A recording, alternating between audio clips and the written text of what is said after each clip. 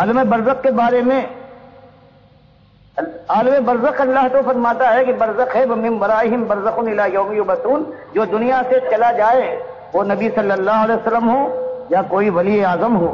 اس کا اب دنیا سے کوئی تعلق نہیں ہے، اور قیامت سے پہلے اس کے جسم کے ساتھ اس کے روح کا اتصال نہیں ہوگا، اور سب کچھ جو اب گزرے گا اسی برزخ میں گزرے گا۔ انسانی جسم سے روح ایک بار نکلنے کے بعد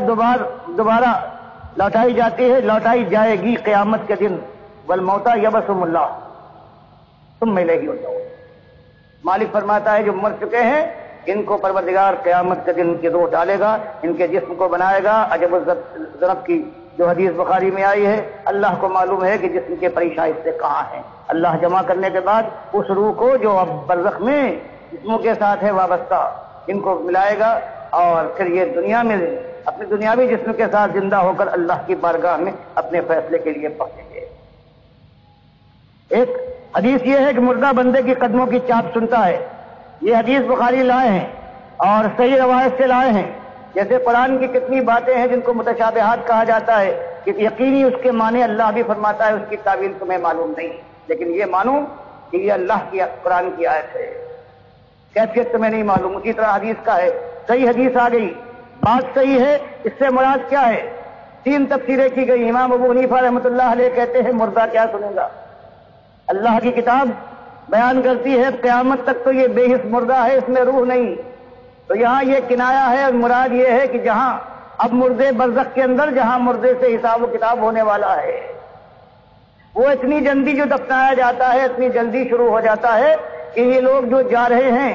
دفنانے کے بعد اگر وہ زندہ ہوتا تو ان کے قدموں کی چاپ سن سکتا تھا، اتنی جلدی یہ کیا کنایا ہے اس سے۔ اور ابن منیر جس کو بخاری کے شارح ابن حجر اسقلانی سب سے پہلے اس حدیث کے نیچے لاتے ہیں کہ ان کا کہنا یہ ہے کہ انسانوں کی چاپ کیا سنے گا، اللہ تو فرماتا ہے یہ مردے ہیں، اب ان کے اندر جان کی رمق نہیں ہے، ان کو اپنے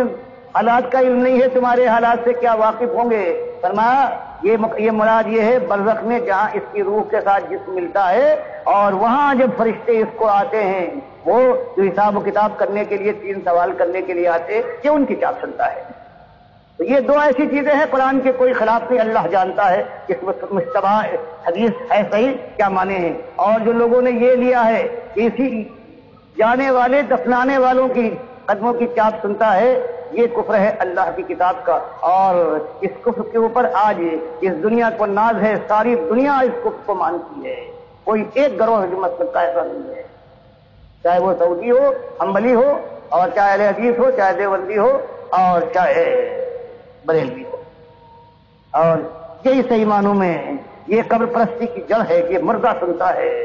کوئی کہتا ہے چند منٹ کے لیے سوال کے لیے جواب کے لیے آ جاتا، کوئی کہتا ہے ہمیشہ اب یہ زندہ رہے گا، دیکھتا رہے گا، سنتا رہے گا۔ تو یہ